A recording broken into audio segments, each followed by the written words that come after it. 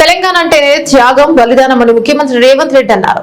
ఆ రాచరిక వ్యవస్థకు వ్యతిరేకంగా తెలంగాణ ప్రజలు పోరాడారని గుర్తు చేశారు. తెలంగాణ ప్రభుత్వం తరపున పబ్లిక్ గార్డెన్స్ లో ప్రజాపాలన దినోత్సవాన్ని ఘనంగా నిర్వహించారు. ఈ సందర్భంగా సీఎం రేవంత్ రెడ్డి జాతీయ జెండాను ఆవిష్కరించారు.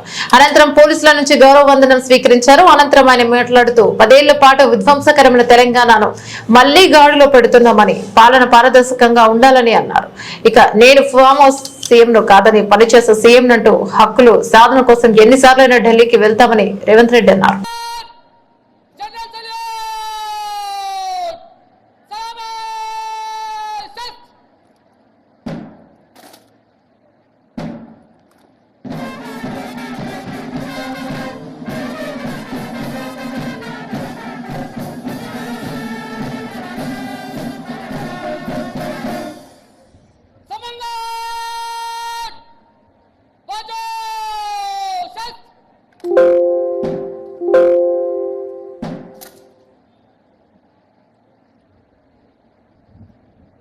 Ladies and gentlemen, kindly arise for the national anthem. Men in uniform will salute, others in sadhana position.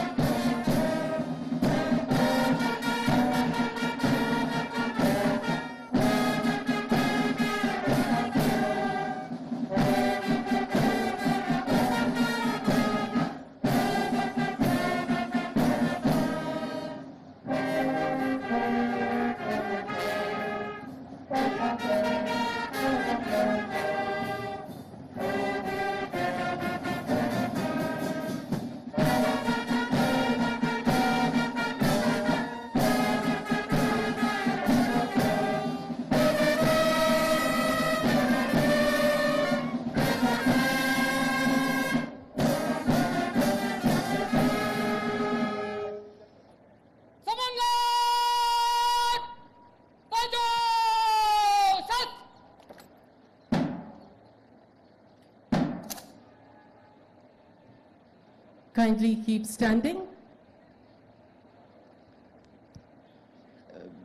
State song begins. Be in sadhana position, please.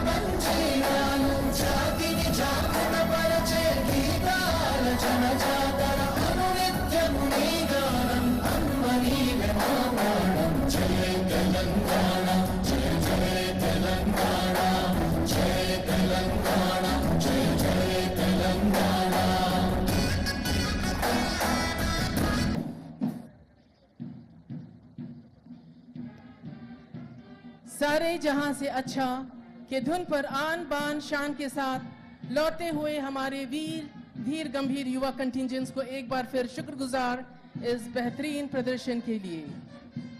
Marching smart with Swift arm swing. हम बुलबुले हैं इसकी ये गुलसिता हमारा की गूंज में parade अपने मुकाम पर वापस जाते हुए సుఖశాంతుల తెలంగాణ సుభిక్షంగా ఉండాలి. సుఖశాంతుల తెలంగాణ సుభిక్షంగా ఉండాలి, దేశానికి ఒక ఉదాహరణగా ప్రపంచ సమాజాలకు మార్గదర్శకంగా తెలంగాణ రాష్ట్రం ఉండాలని యువతను, విద్యార్థుల్ని విజ్ఞాన నైపుణ్య క్రీడా రంగాల్లో కానరాడు నిన్ను బోలిన రాజు మాకెన్నడేని తీగలను తెంపి అగ్నిలో దింపినావు నా తెలంగాణ కోటి రతనాల వీణ.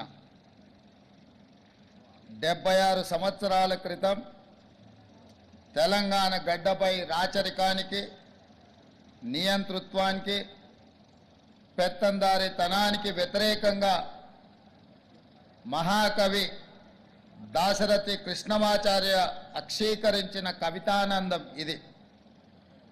అక్షర యోధులు ఒకవైపు, సాయుధ వీరులు మరోవైపు.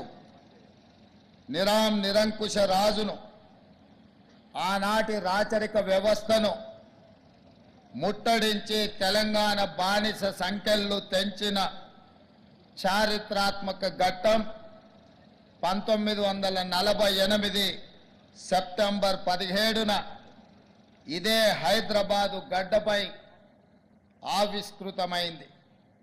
ఒక ప్రాంతానికో, ఒక కులానికో, ఒక మతానికో వ్యతిరేకంగా జరిగిన పోరాటం కాదు ఇది.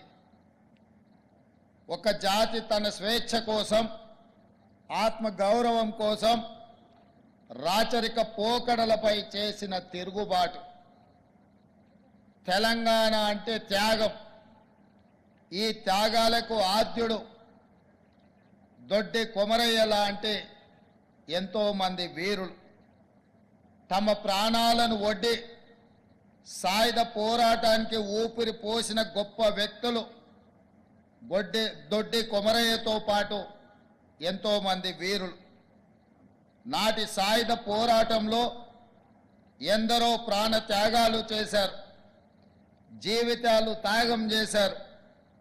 సర్వం కోల్పోయినా లక్ష్య సాధనలో వెనుకంజ వేయలేదు.